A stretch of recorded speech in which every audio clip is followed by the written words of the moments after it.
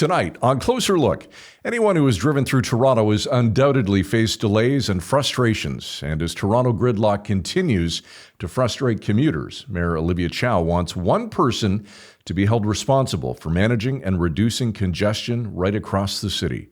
Toronto Today City Hall reporter Aidan Chimandi has been covering this story and joins us tonight from Toronto. Aidan, Mayor Chow emphasized the lack of coordination between departments as a significant issue. How will this so-called traffic czar fix all of this?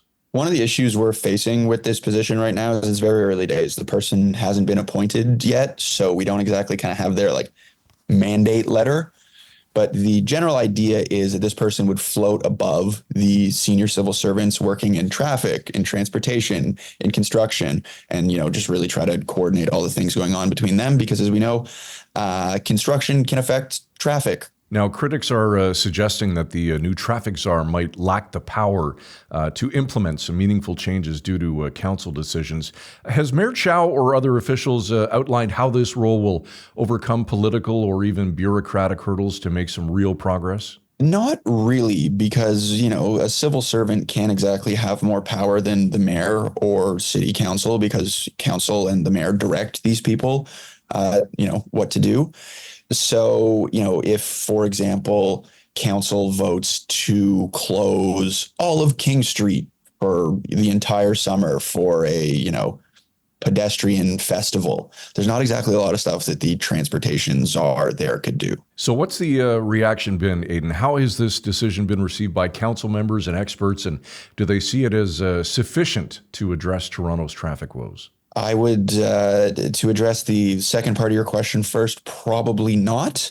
There's only so much road capacity in Toronto. It is already a built up city. So the extent to which the city can, make more lanes in the downtown core, where this is probably the most significant issue, is slim to none.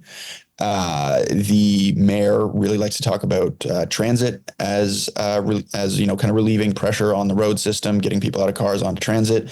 But Toronto's transit system isn't fantastic, and there's a lot of work going on downtown to expand the subway system, spurred on by the Ford government's multi-billion-dollar plan. Entire streets are shut down. In terms of council reaction, Brad Bradford, who was one of Chow's opponents in the 2023 mayoral by-election, was kind of saying, "Hey, I proposed this 2 years ago in my my mayoral platform." So it's nice to see some take up.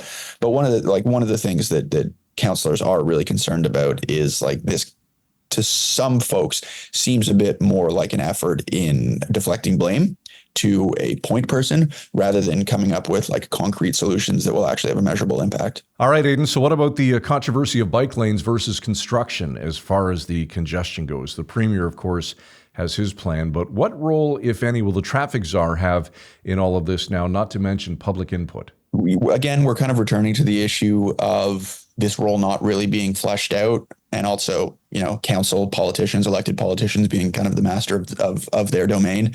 If council wants to expand bike lanes, the traffic czar can't exactly stop them. But also the immediate bike lane issue is before the courts right now. There's an injunction.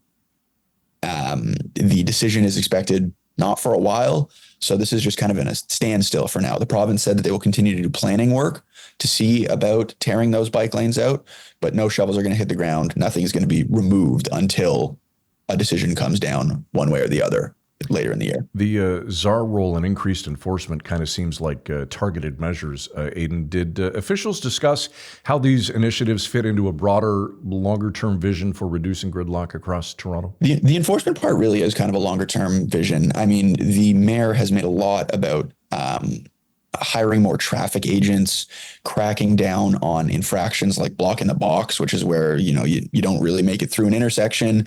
If you're going northbound, you don't make it through the intersection, you block east-west traffic, and then no one can move.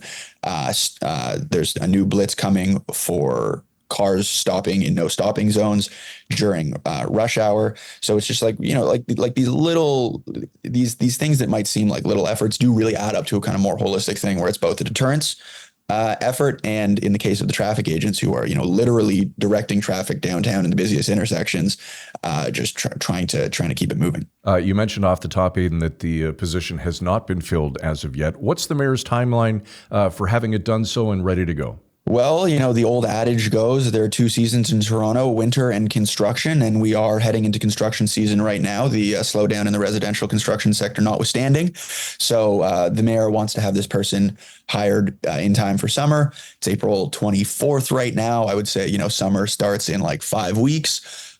So probably pretty soon. And considering that person is not going to be a new hire, it's going to be someone who's already working at the city, just kind of have an elevated position.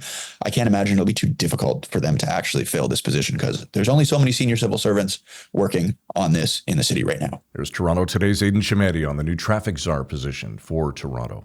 That's all for Closer Look this Thursday. We'll be back tomorrow night at 7 with another episode for all of us at Village Media. Thanks for watching.